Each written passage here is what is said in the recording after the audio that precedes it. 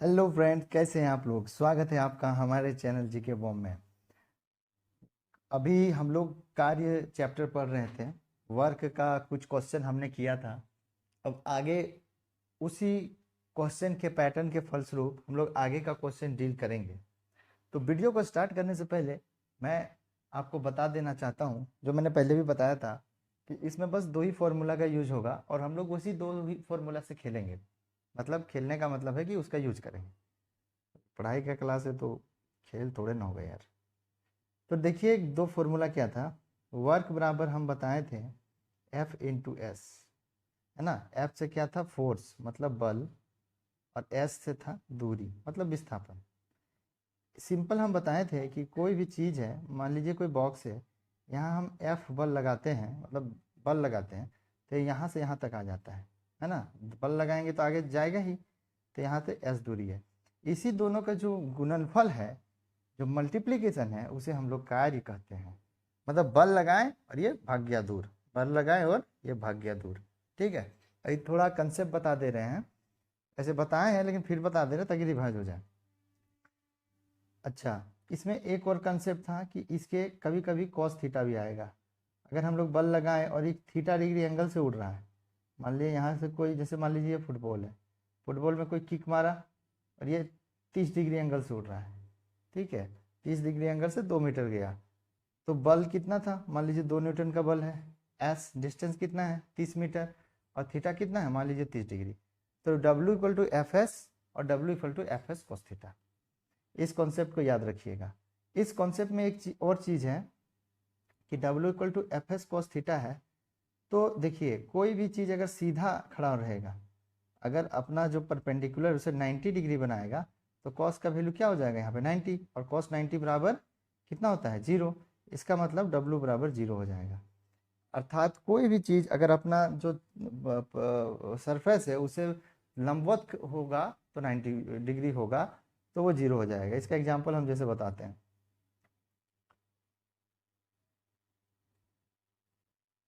जैसे पिछला क्वेश्चन था, जैसे कि पिछला क्वेश्चन है, देखिए 10 किलोग्राम 10 किलोग्राम वजन वाले सूटकेस को उठाकर एक प्लेटफॉर्म पर खड़े यात्री द्वारा किया गया कार्य। एक प्लेटफॉर्म में एक यात्री खड़ा है और 10 केजी का सूटकेस लिया है। अब देखिए, ये जो सूटकेस है, ये इसका तल से 90 डिग्री पे है ना।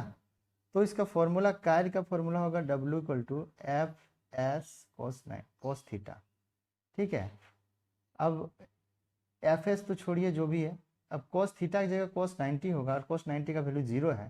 तो इस देखिए, कार्य बल एवं बल की विस्थापन, तो जब कोस 90 0 हो जाएगा तो पूरा का पूरा डब्ल्यू 0 हो जाएगा। दूसरे शब्दों में ये समझिए कि फोर्स के साथ एस चाहिए, मतलब डिस्प्लेसमेंट, मतलब कोई भी चीज़ में हलचल होना चाहिए, कितना दूर वो जाता है। अब यहाँ पे ये खड़ा है, लेके खड़े है, ये गधा कहीं आगे मूव हो नहीं किया है, ना इसको फेंका है। ठीक है, ये ऑब्जेक्ट है, हम लोग इस पे गौर करेंगे। अगर ये खड़ा है, यहाँ से कोई इसको एक लात मारा इस ऑब्जेक्ट को और ये गिर गया, तब तो कार्य हो गया। लेकिन ये चुपचाप खड़ा है, तो ये जो ऑब्जेक्ट कहीं गया नहीं, और कार्य होने के लिए देखिए एस विस्थापन जरूरी है, तो इसमें कोई कार्य नहीं होगा। तो एक ये बात याद रखिएगा, कोई भी चीज़ अगर 90 डिग्री पे प्लेन के खड़ा हो तो उसमें कोई काम नहीं होता है, क्योंकि कॉस 90 इक्वल टू 0 हो जाता है। दो कॉन्सेप्ट है। एक और कंसेप्ट जो बताए थे, W equal to m g h. कभी भी इस टाइप का कॉन्सेप्ट आए, जब किसी को उठाने का बात करें, यहाँ एक मटेरियल है, ये जमीन से उसको 2 मीटर उठा दिए, मान लीजिए यहाँ कोई पत्थर रखा है या बॉक्स रखा है, और जमीन से जैसे ही 2 मीटर उठाने का बात है, जैसे ही किसी चीज को उठाने का बात है, एम जी एच हम लोग लगाएंगे। Mass into acceleration due to gravity, G और एच। देखिए ये मास है ना, मान लीजिए ये बॉक्स है, तो ये मास है, और यहाँ जमीन के विरुद्ध जो गुरुत्वाकर्षण होता है उसको जी बोलते हैं, और यहाँ तक जो ऊंचाई एच, ये तीनों को इंटू कर देंगे। बेसिकली हम लोग देख क्या रहे हैं कि जो भी पैरामीटर है, एफ मिला, एस मिला तो इंटू कर दिए, मास मिला, जी मिला, एच मिला तो इंटू कर दिए, मतलब गुना करना है, सिंपल। ठीक है, जब भी किसी को उठाने का बात करेगा सीधे हम लोग एम जी एस लगाएंगे। अभी बहुत क्वेश्चन आएगा कि इसमें से 10, एक बॉक्स 2 मीटर उठा लिए, एक बाल्टी 3 मीटर उठा लिए, जैसे ही उठाना है, बस यही दो कॉन्सेप्ट को आपको याद रखना है, कार्य खत्म हो जाएगा आराम से, मतलब अपना काम आराम से कर लीजिएगा, जो आप लोग का काम है। तो कंसेप्ट तो हो चुका है। तो अभी अब हम लोग क्वेश्चन को स्टार्ट करेंगे। ये देखिए 141 नंबर थोड़ा सा टिपिकल क्वेश्चन है। तो इसमें क्या है कि दो चीज होता है, एक होता है काइनेटिक एनर्जी, एक होता है पोटेंशियल एनर्जी, मतलब गतिज ऊर्जा। मान लीजिए कोई गोली है, बहुत स्पीड जा रही है, तो इसमें क्या है, गति वाली ऊर्जा है। और अभी मैंने जो एग्जांपल दिया था कि एक बॉक्स को यहाँ से यहाँ तक उठाएं, तो क्या हुआ, इसका स्थिति में परिवर्तन हुआ। अगर ये बॉक्स यहाँ था तो कोई दिक्कत नहीं था, जब उठ के यहाँ पे आ गया ऊंचाई पे, और यहाँ कोई आदमी खड़ा है, तो इसका माथा में गिरेगा तो आदमी का माथा मतलब फट जाएगा। क्यों, इसमें एक ऊर्जा आ गया। अभी मान लीजिए घर के नीचे एक ईटा है, ईटा घर के नीचे है तो कोई दिक्कत नहीं है, बेचारा चुपचाप पड़ा है। अभी उसको आप छत पे ले जाइएगा तो उसका स्थिति में क्या हुआ, परिवर्तन हो गया। छत में अगर 10 मीटर ऊंचा है तो 10 मीटर ऊंचा ले गया। उसके बाद उसको अगर किसी पे छोड़िएगा जिससे आपको गुस्सा है, तो उसका माथा फट जाएगा। तो इसी को बोलते हैं स्थितिज ऊर्जा है, वैसी ऊर्जा जो स्थिति को चेंज करने के कारण आता है। तो ये इसको बोलते हैं स्थितिज ऊर्जा, इसको पोटेंशियल एनर्जी इंग्लिश में बोलते हैं। और देखिए बंदूक है, अगर बंदूक का जो बुलेट है, गोली है, वो अंदर में रहेगा, उसमें कोई दिक्कत नहीं है, लेकिन उसको जैसे फायर करेंगे, निकलेगा एकदम स्पीड से, तो आदमी को ऊपर ही पहुंचा देगा। ठीक है, तो इसमें क्या हुआ, गतिज के कारण ऊर्जा हुआ। तो गतिज ऊर्जा का एक और एग्जांपल आपको बता दे रहे ताकि कंसेप्ट क्लियर होगा।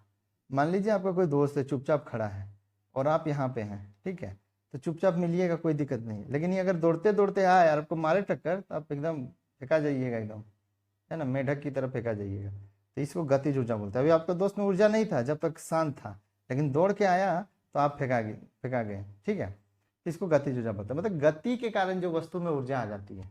ठीक है, तो चलिए कॉन्सेप्ट तो हो गया, अब क्वेश्चन देखते हैं। 4 किलोमीटर द्रव्यमान की एक वस्तु क्षैतिज दिशा में 5 मीटर प्रति सेकंड की गति से बढ़ रही है। 4 किलोग्राम है ना, कोई भी चीज है, 4 किलो द्रव्यमान की वस्तु 5 मीटर पर सेकंड की स्पीड से बढ़ रहा है। इसकी गति 10 मीटर प्रति सेकंड बढ़ाने के लिए इस पर किया गया कार्य कितना होगा। देखिए ये जो वस्तु है यहाँ से यहाँ बढ़ रहा है, स्पीड बढ़ रहा है 5 मीटर पर सेकंड का। अब ये जो 5 मीटर पर सेकंड से 10 मीटर के लिए कितना मतलब उसको कार्य करना होगा। तो देखिए जब वस्तु बढ़ रहा है स्पीड में, तो इसमें गतिज ऊर्जा आएगा, है ना, गतिज ऊर्जा आएगा। तो अब देखिए यही गतिज ऊर्जा कॉन्सेप्ट पे हम लोग बना लेंगे। पहले देखिए गतिज ऊर्जा का फॉर्मूला होता है हाफ mv²। क्या होता है, हाफ mv²। तो पहले क्या होगा, हाफ मास कितना है, देखिए 4, और वेलोसिटी कितना है 5², एक केस में। अब बोल रहा है इसकी गति 10 मीटर प्रति सेकंड बढ़ाना है, तो अब क्या हो जाएगा, हाफ इंटू मास 4 और वेलोसिटी कितना हो जाएगा 10 का स्क्वायर।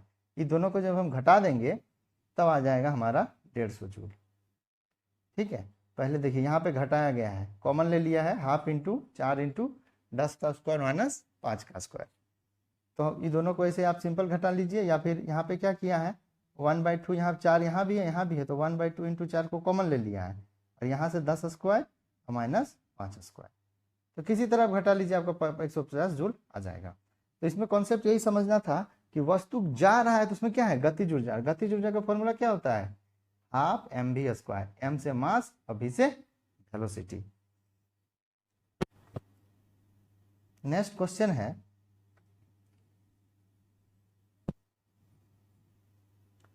नेक्स्ट क्वेश्चन है 0.1 किलोग्राम वजन की एक गेंद को, एक 0.1 किलोग्राम का गेंद है, स्थिर स्थिति से गिराया जाता है। कि स्थिर स्थिति से गिराया जाता है, ऊपर से गिरा रहे हैं, ठीक है। जब ये 2 मीटर की दूरी से गिरता है, डिस्टेंस कितना है यहाँ पे 2 मीटर, ठीक है। तो गुरुत्वाबल से लगने वाला कार्य कितना है, देखिए गेंद को नीचे से ऊपर उठाइए तो भी उसका स्थिति में परिवर्तन हो रहा है, तो पोटेंशियल एनर्जी लगेगा W = mgh। और नीचे से ऊपर गिराइए तो भी उसका स्थिति में क्या हो रहा है, परिवर्तन हो रहा है, तो भी क्या लगेगा mgh। मतलब गेंद को ऊपर उठाइए, नीचे से ऊपर उठाइए, इसका स्थिति में परिवर्तन हो रहा है ना। तो वही है, जहां बोल दिया कि वजन को स्थिति से गिराया जाता है, मतलब एक ऊंचाई से, तो डायरेक्ट हम लोग क्या लगाएंगे mgh। ये मास है, यहाँ पे g है जो धरती का गुरुत्व है, और यहाँ ऊंचाई है, बस तीनों को इंटू कर देना है। देखिए सिंपल निकल गया, यहाँ पे देखिए तीनों को इंटू किया हुआ है, ठीक है। थोड़ा सा आगे बढ़ाते हैं, देखिए तो 1 पॉइंट, ये देखिए तीनों का है ना, mgh लगाया है, देखिए mgh, ठीक है, 1.96 जूल इसका आंसर होगा। तो इसका आंसर यहाँ पे ए नंबर 1.96 जूल होगा। 143 क्वेश्चन है, एक वस्तु पर बल लगने के बावजूद भी किया गया कार्य शून्य होगा अगर विस्थापन हो। देखिए सिंपल है, जो फॉर्मूला बताया उसको याद है, W=F×S होता है। अब ये बोल रहा है कि एक वस्तु पर बल लगने के बावजूद भी किया गया कार्य क्या होगा, शून्य होगा। यदि विस्थापन क्या हो, तो देखिए ये विस्थापन अगर शून्य होगा तो कार्य भी शून्य हो जाएगा, सीधा बात है। अगर हम किसी को, जैसे मान लीजिए ये बॉक्स है, इसको हम धकलाया ही नहीं, इसका मतलब हम कोई कार्य ही नहीं कर पाए। अगर ये आगे गया ही नहीं तो कोई कार्य नहीं कर पाए। तो इसी तरह एक वस्तु पर बल लगने के बावजूद भी किया गया शून्य होगा, अगर उसका विस्थापन क्या है, शून्य है, तो इसका डी नंबर आंसर होगा। अगर ऐसे ही जीरो हो जाएगा तो जीरो से इंटू होने के बाद कार्य भी जीरो हो जाएगा।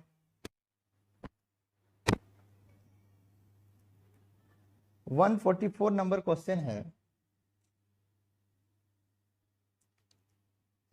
सेम क्वेश्चन है। एक लड़का 120 न्यूटन के भार के एक बक्से को 2 मीटर तक ऊंचाई उठाता है। एक बक्सा है, उसका अभी केजी नहीं दिया है, 120 न्यूटन दे दिया है, ठीक है, मतलब वजन दे दिया है, ठीक है। उठा कितना रहा है, 2 मीटर तक। अब कार्य बोला है, तो हम बताए थे जैसे उठाएंगे चाहे गिराएंगे क्या यूज होगा, mgh, ठीक है, या फिर सीधे इंटू करना है, ठीक है। अब यहाँ पे देखिए 120 न्यूटन है, वो क्या है, वेट है, वेट बराबर mg होता है। mg का वैल्यू कितना हो जाएगा, 120, और हाइट कितना है, 2, 120 इंटू 2 कितना हो जाएगा, 240 जूल। देखिए यहाँ पे किया हुआ है, तो इसका आंसर 240 जूल हो जाएगा। ये अच्छा क्वेश्चन है। पहले क्या था, m दिया हुआ रहता था, ठीक है, फिर g हम लोग 9.8 ले लेते थे, फिर h लगाते थे, लेकिन यहाँ पे mg दोनों दिया है, और mg क्या है, वेट है, जो कि न्यूटन में दिया है। तो इसको अच्छा से पॉइंट कीजिए, देखिए यहाँ पे भी 120 डायरेक्ट न्यूटन दे दिया है, तो डायरेक्ट mg का वैल्यू दे दिया है। नेक्स्ट क्वेश्चन है, कार्य करने की क्षमता कहलाती है। अब देखिए कार्य करने की क्षमता क्या है, मान लीजिए कोई मरियल सा आदमी है, तो इस क्या ढंग से काम नहीं कर पाएगा, मतलब थोड़ा कमजोर है तो नहीं कर पाएगा। एक थोड़ा मोटा भैंस टाइप का है, मतलब थोड़ा कर लेगा मतलब काम। इसका मतलब क्या हुआ कि इसका जो ऊर्जा है बहुत कम है, तो हम लोग क्या बोलेंगे, अरे यार इसका स्टेमिना नहीं है, क्षमता नहीं है, नहीं काम कर पाता है, कमजोर है बेचारा। अरे थोड़ा ठीक है, मोटा ताजा काम कर रहा है, इसका मतलब कार्य करने का जो क्षमता है उसको हम लोग ऊर्जा कहते हैं। तो कार्य करने की क्षमता क्या है, ऊर्जा कहलाती है। The ability to do energy is the ability to do work is called energy. मतलब कार्य करने का क्षमता है। अगर जिसका ज्यादा क्षमता है, बोले ज्यादा ऊर्जा है, नहीं, किसी किसी का बहुत क्षमता होता है, तो किसी किसी का कम होता है, तो कार्य करने की जो क्षमता है उसको हम लोग ऊर्जा कहते हैं। 146 नंबर है, यदि कार्य का मान धनात्मक हो तो जिस निकाय पे कार्य हो रहा है, अगर कार्य का मान धनात्मक हो, अगर हम लोग कोई कार्य कर रहे हैं और वो पॉजिटिव हो, तो जिस ऑब्जेक्ट पे काम कर रहा है वो क्या होगा, उसका ऊर्जा में वृद्धि होगा, है ना। कि अगर कार्य हम लोग, जैसे मान लीजिए चुपचाप एक बॉक्स है, इसमें हम लोग कोई कार्य किए, बल लगाए, दूरी घसका, तो यहाँ से यहाँ तक आ गया, इसका मतलब क्या हुआ, इसका जो गतिज ऊर्जा था इसमें क्या आ गया, यहाँ से यहाँ तक आ गया, मतलब एक गतिज ऊर्जा आ गया, मतलब इसका जो ऊर्जा था यहाँ पे चुपचाप जो बैठा था वो बढ़ गया, तो उसकी ऊर्जा में वृद्धि होगी।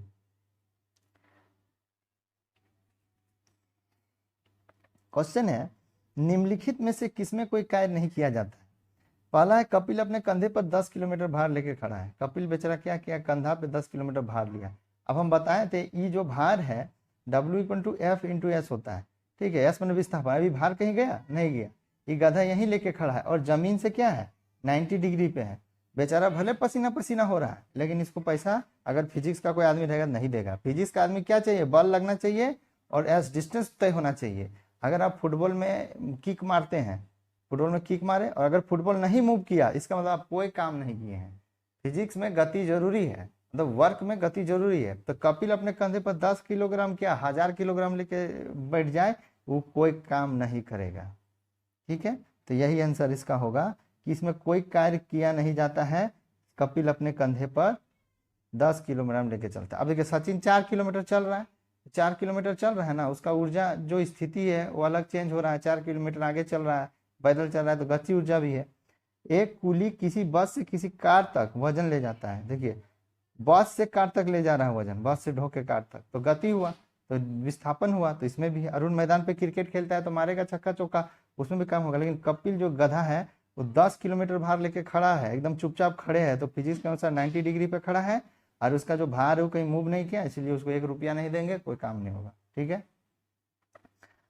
148, अब उसको खड़ा कर रहने बोला था, पता नहीं। 148, बल द्वारा किया गया कार्य धनात्मक होता है।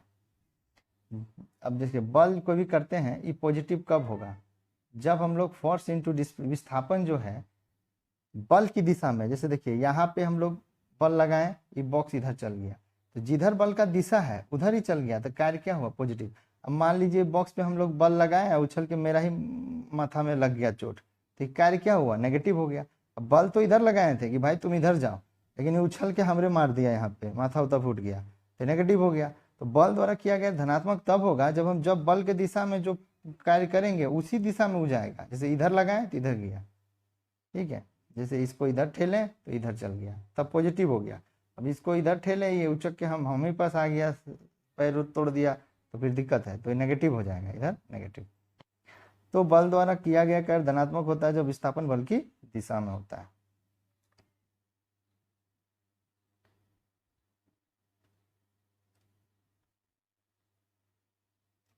आगे है 149 नंबर, निम्न में से किन गतियों में कहा जा सकता है कि कार्य किया जा रहा है, मतलब कब हम लोग बोल सकते हैं कि किन गतियों में कहा जा सकता है कि कार्य किया गया है।